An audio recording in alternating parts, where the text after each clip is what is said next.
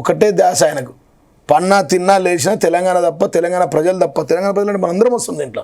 నా మంచి కోరుతాడు, నీ మంచి కోరుతాడు, కెమెరామెన్ల మంచి కోరుతాడు, ప్రతి ఒక్కరి సంక్షేమం కోరే, ప్రతి ఒక్కరి సంక్షేమం కోరే వ్యక్తే కేసీఆర్. ఈ ఫాల్తు మాటలు ఈయన ఏం మాట్లాడతాడండి?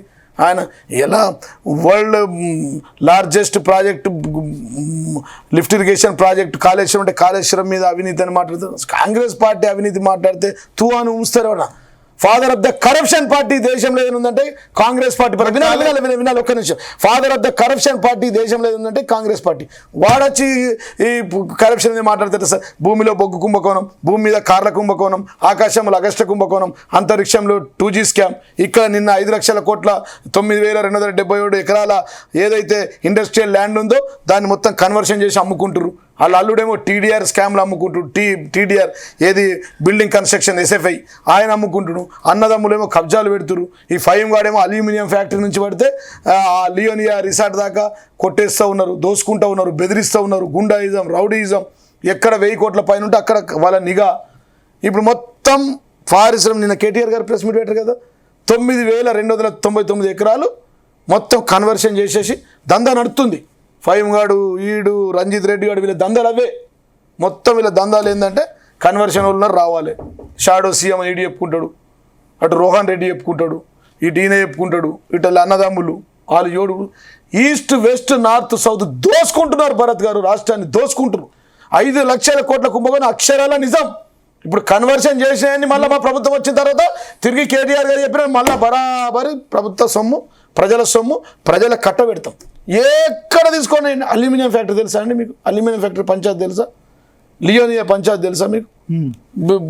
ఏంది పంచాయతీ? లియోనియా పంచాయతీ. ఇప్పుడు లియోనియాది కొండ సురేఖది కాదు, చెప్తా ఉన్నాను మీకు. ఏంటంటే ప్రభుత్వ సొమ్ము 2,230 కోట్లు బ్యాంకులకు చెల్లించాలి. దాని బిడ్లు వేసిన NCLT ద్వారా వచ్చింది. అది వచ్చిన దాంట్లో ABC ఉంటే ఇద్దరిని బెదిరించి గన్నులు పెట్టి విడ్రా చేయించి ఈ నయంని మించిన ఫైమ్ గాడు వాడు లియోనియా దొబ్బేసుకున్నాడు. దాంట్లో 33% సీఎంకి, 33% వీనికి, అంతటా ఉంటారు కదా సరిగా. అందరు వాళ్ళు కొంతమంది ఉంటారు కదా, చిరంజీవి లెక్క అందరు వాళ్ళు కొంతమంది ఉంటారు. నేను అనేది ఏంటంటే అట్లాంటి ప్రాపర్టీలు 1,000 కోట్ల ప్రాపర్టీ కొల్లగొడుతుంది. 5 లక్షల కోట్ల ఫైమ్ తీసుకున్నాడు. ఫైమ్ రంజిత్ రెడ్డి, సీఎం రేవంత్ రెడ్డి, ముగ్గురు పొత్తు వస్తాయి. దానికి కూడా డీటెయిల్స్ అన్నీ ఉన్నాయి. ఎవరి మీద టెండర్ అయింది, ఎట్లా అయింది, ఎవరు విడ్రా అయినరు అన్ని తీస్తున్నాం. దానికి కూడా మీ పార్టీలో వాళ్ళందరూ మీద రంజిత్ రెడ్డి మీ పార్టీ నుంచి ఉన్నాడు. కానీ వాడు పని అదే కదా, వాడు పవర్ బ్రోకర్లు కదా. ఫైమ్ గారు కూడా పవర్ బ్రోకరే కదా, రంజిత్ రెడ్డి గారు కూడా పవర్ బ్రోకరే. భరత్ వాళ్ళు అక్కడ ఉన్నప్పుడు మా దగ్గర పవర్ బ్రోకర్ కింద పనిచేసేది. ఇప్పుడు ఈడ అంతకుముందు బొచ్చ సత్యనారాయణ దగ్గర పనిచేసిండు. రేపు ఇంకోటి పోతే చంద్రబాబు దగ్గరికి పోతాడు. వాడు పనే పవర్ బ్రోకర్ కదా, ఎక్కడ పవర్ ఉంటే అక్కడ పోతారు. మేము అనేది ఏంటంటే నిన్న 5 లక్షల కోట్లు KTR గారు చెప్పారు సార్. అన్నీ ఉన్నాయి. మొత్తం రంగారెడ్డి జిల్లాలో ఏ సర్వే నెంబర్లో ఏమేమి దోసుకుంటారు, ఎండ్ల కన్వర్షన్లు చేసిర్రు, ఎంత కబ్జా పెట్టరు, ఏది గవర్నమెంట్ ల్యాండ్ క్లియర్ చేసుకున్నారు, మొత్తం చరిత్ర ఉన్నది. A to Z ఉన్నాయి మా దగ్గర. మీకు చెప్పిన వాళ్ళు మా మీద కరప్షన్ KTR ఏందండి ఇలా mister clean. KTR is a mister clean. Formula ఈ కేసులో ఇప్పుడు లోపల అరెస్ట్ చేస్తారు. ఫార్ములా ఈ కార్ అనేది ఒక బేకార్ కేసు, అది ఒక పనికిరాని కేసు. ఆల్రెడీ కేసు పెట్టడానికి అనుమతి ఇచ్చారు భరత్ గారు. కేసు పెట్టడానికి అనుమతి ఇచ్చి మళ్ళీ విచారణకు అనుమతి ఏంటంటే బుద్ధి ఉందా? ఒక మాట మిమ్మల్ని అడుగుతారు. 42% రిజర్వేషన్ల గురించి అసెంబ్లీలో బిల్ పాస్ చేసి రాష్ట్రపతి దగ్గర ఎత్తే రాష్ట్రపతి ఆమోదం ఇయ్యడు. దాన్నే తీసుకొచ్చి రాష్ట్రపతి జ్యూరిడిక్షన్ ఉన్న విషయాన్ని తీసుకొచ్చి 42% ఆర్డినెన్స్ రూపంలో మార్చి ఇక్కడ గవర్నర్కి పంపితే గవర్నర్ మాట్లాడు. కానీ ఇదే అష్టదరిద్రులైనటువంటి 8 మంది BJP ఎంపీలు మాత్రం వీళ్ళు దాని మీద మాట్లాడరు. కానీ KTR అనగానే ఒక వరుస సీరియల్ లెక్క దాని మీద వెంటనే గవర్నర్ అనుమతి. ఏమనుమతి బొచ్చు, దాంతో అయ్యేదేంది బొంగు. బరాబర్ ఇక్కడ ఇచ్చిండు, అక్కడ తీసుకున్నది ఉన్నది, వాస్తవం ఉన్నది, ఆన్ రికార్డ్ ఉన్నది, ఎవ్రీథింగ్ ఉన్నది. అక్కడెక్కడ కరప్షన్ ఉందండి. అట్లా కరప్షన్ అంటే కాంగ్రెస్ BJP ఎంపీలంతా జైళ్ళలో పోవాలి ఒకవేళ అదే కరప్షన్ అయితే. వీళ్ళు ఫార్ములా ఈ కార్ రేస్ని ఇక్కడ తీసుకొచ్చి జీవన్ రెడ్డి ఎంత సంపాదించారు? 11 ఎందుకు సంపాదిస్తున్నారు? ఫుల్ సంపాదన. అసలు నా రక్తం ఎమ్మెల్యే అంటారు. భరత్ గారు, నా రక్తం చెమట పెట్టి నేను రియల్ ఎస్టేట్ వ్యాపారం చేసుకున్నా. నేను ఒక కాంట్రాక్ట్ తీసుకున్నట్టు 10 ఏళ్లలో KCR గవర్నమెంట్లో ఒక కాంట్రాక్ట్ తీసుకున్నట్టు ఎనీ టైం నువ్వు ప్రూవ్ చేస్తే నా లైఫ్ నేను మొత్తం రాజకీయాల నుంచి వెళ్ళిపోతా. మీ మిత్రులకు కూడా ఒక్కటి ఒక్కటి ఒక్కటి ఒక్కటి ఒక్కటి Only real estate. ఒక్కటి ఒక్కటి ఒక్కటి ఒక్కటి నేను కొనలేదు. ముందు కొన్న భూములు పెరిగినాయి. నేను శంకర్పల్లి భూములు 27 లక్షలకు కొన్నా, అవి ఇలా పెరిగినాయి రేట్లు. అవి దాంతోనే అంత 100 ఎకరాలు పైగా ఫామ్ హౌస్ ఎట్లా వచ్చింది? ఎందుకన్నా నేను నా ఇల్లు అమ్మేసుకున్నా. నా ఇల్లు ఎకరంలో 30,000 స్క్వేర్ ఫీట్లు ఉండే. ఒక్క ఎకరంలో 30,000 స్క్వేర్ ఫీట్లు ఉండే. నా కొంపెల్లిలో అది ఇల్లు అమ్మినా, నా జాగాలు అమ్మినా, నా భూములు అమ్మినా, నా ఊర్లో నా నాన్న ఇచ్చిన ఆస్తి అమ్ముకొని కొన్నా. అఫిడేవిట్ లో చూపించిన అదే అఫిడేవిట్ లో చూపించిన సార్ భరత్ గారు మీరు అఫిడేవిట్ లో పెట్టినా సార్ 2014 అఫిడేవిట్ లో పెట్టినా, 18లో పెట్టినా, 23లో పెట్టినా, ఇంకెందుకు నా మీద సార్? రాజకీయ నాయకుడు అంటే నేరస్తుడు ఎందుకు ఇస్తారు సార్ భరత్ గారు? నాకు అర్థం కాదు. మేము ఏం పాపం చేసాం? 24 గంటలు 24/7 365 days ఒక ప్రతి ఒక్కరికి ఒక కూలీగా ఒక కార్మికుడిగా పనిచేస్తాడు. నేను ఒక్కోని భరత్ గారు ఇప్పుడు ఇంటర్వ్యూ చేస్తారు, రేపు సండే రెస్ట్ తీసుకుంటారు. కానీ మాకు రెస్ట్ ఉంటుందా? కెమెరామెన్ ఇలా కెమెరా తీస్తాడు, రెస్ట్ తీసుకుంటాడు. పోలీస్ ఆఫీసర్ మధ్యాహ్నం 12 24 గంటలు రెస్ట్ తీసుకుంటాడు. పోస్ట్ మ్యాన్ రెస్ట్ తీసుకుంటాడు. గవర్నమెంట్ ఎంప్లాయీ రెస్ట్ తీసుకుంటాడు. ఆర్టీఓ రెస్ట్ తీసుకుంటాడు. ఇలా IAS రెస్ట్ తీసుకుంటారు. IPS రెస్ట్ తీసుకుంటారు. సార్ రాజకీయ నాయకుడికి రెస్ట్ ఉంటుంది సార్? రాత్రి 1 గంటకు భార్య భర్తలకు పంచాది ఉంటే మాకే వేస్తారు సార్. మేము ఎందుకు సార్ నేరస్తులము? మాకు ఆస్తులు ఉండద్దా? మాకు భూములు ఉండద్దా? మాకు కార్లు ఉండద్దా? మాకు వాచ్లు ఉండద్దా? ఏంది సార్ మేము చేసిన తప్పు? బ్యాంక్ వాడు అంటాడు రాజకీయ నాయకుడా బ్లాక్ లిస్ట్ అంటాడు. పోలీసోడు నేరస్తుడుగా చూస్తాడు మమ్మల్ని. యూట్యూబర్లు మా మీద క్యారెక్టర్ డిసాక్షన్ చేస్తారు.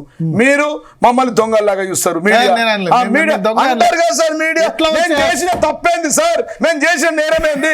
మేము ప్రజలకు చేయడం తప్ప 27 లక్షల ఎకరాన్ని కొన్నారు మీరు.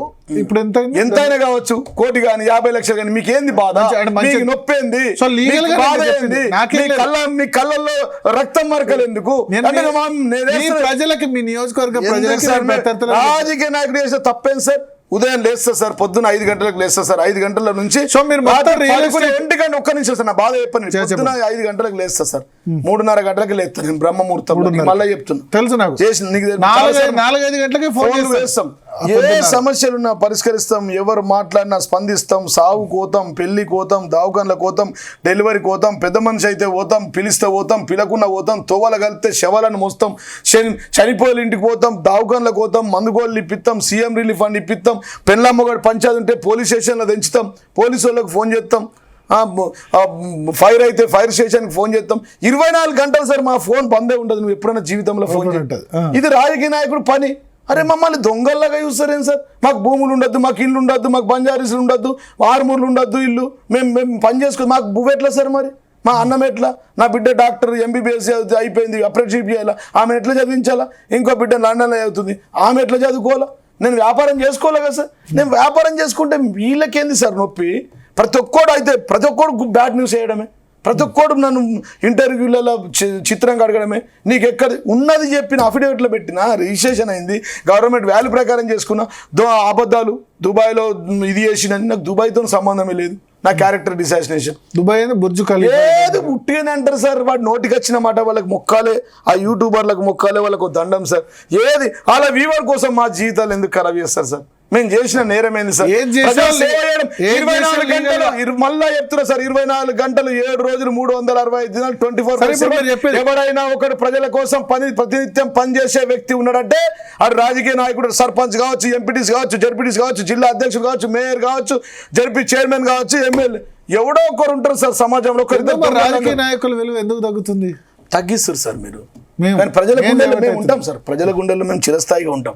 చేసిన పనులు ఎక్కడ పోవు, చేసిన మర్యాద ఎక్కడ పోదు. ఇంటికి వస్తే చాయ్ పోతాం, వాళ్ళు చాయ్ పోయకుండా వాళ్ళు ఇంటికి పోతాం, పెడతారు కదా. ప్రతినిత్యం పెడతాం సార్, బువ్వ పెడతాం, చాయ్ పోతాం. తిన్నోళ్ళే తిట్టిపోతారు సార్, అయినా భరిస్తాం సార్. షర్ట్ విప్పితే ఒళ్ళన్ని గాయాలే, కత్తిపోట్లే ఉంటాయి, తిడతారు. తిన్నోళ్ళే తిడతారు సార్, అయినా భరిస్తాం సార్. ఇంత భరించేటోడు ఎవడన్నాడు సార్? మీరు మమ్మల్ని తిడతారు, పాలకపక్షం మమ్మల్ని తిడతారు, ప్రతిపక్షం మా దాంట్లో వెన్నుపోటుదారులు ఉంటారు.